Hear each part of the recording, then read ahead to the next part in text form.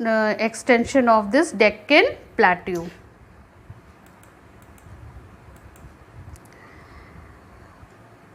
It is separated by a fault from the Chota Nagpur Plateau region. Here you can see this is separated by this Chota Nagpur. This is a fault. This due to this fault, this is separated, and this is the northeast extension of the Deccan Plateau. Okay, separated by this fault, Chota Nagpur Plateau region.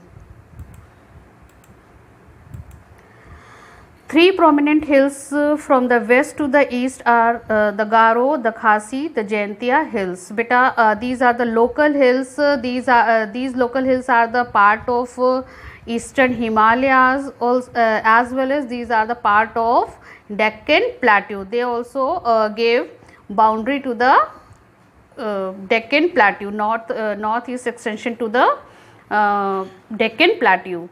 The Western Ghats and the Eastern Ghats mark the western and the eastern edges of the Deccan Plateau respectively. That also I have shown you there in the map. This is Western Ghats. This gives the western boundary to the Deccan Plateau, and these are the Eastern Ghats. This gives the eastern boundary to this Plateau region. The center one you can see, this is Plateau region. Okay, and here you can see these are the local hills. They are also the part of northeastern extension of Deccan Plateau, the Garo, the Khasi and Jaintia. These are the three parallel ranges.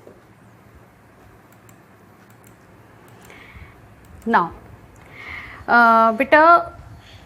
along with this we are having some mountain ranges in Deccan Plateau, which gives boundary to the Plateau region from west and east. These mountain ranges are known as Western Ghats and Eastern Ghats. Beta, Ghats actually is a Marathi term or word which means mountain. Okay, so that is why these are the these mountain ranges are known as Western Ghats and Eastern Ghats. Here you can see this brown one, this is the Western Ghat, gives western boundary to the plateau, and these are the Eastern Ghats, this gives eastern boundary to Plateau region. And in this chapter basically this Eastern Ghats, Western Ghats and Eastern Ghats basically is asked in distinguished form. So accordingly you will put your attention carefully with the help of this map. As beta, and one more thing, mostly children get confused in eastern and western. So that is why accordingly, as in very first chapter of geography, to make this confusion clear, I have given a term V. V, I told you that if you are having confusion in location of west and east, so always write down V. So V, W comes first, so that is why this side is always western side, and E comes after W, so always this side will be eastern direction. So accordingly here also I have written Western Ghats and Eastern Ghats. Western Ghats, these are the Western Ghats comes first, and these are the Eastern Ghats.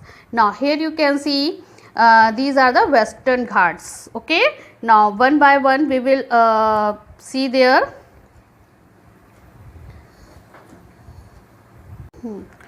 So children, here Western Ghats, we will look first for the Western Ghats. Lie parallel to the western coast and stretch from river Tapi to Kanyakumari.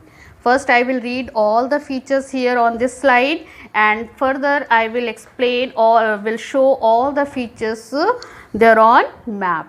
Next is continuous and can be crossed through passes only. These are different passes which lie with the Western Ghats, like Pal Ghat, like Bhaur, like Thal.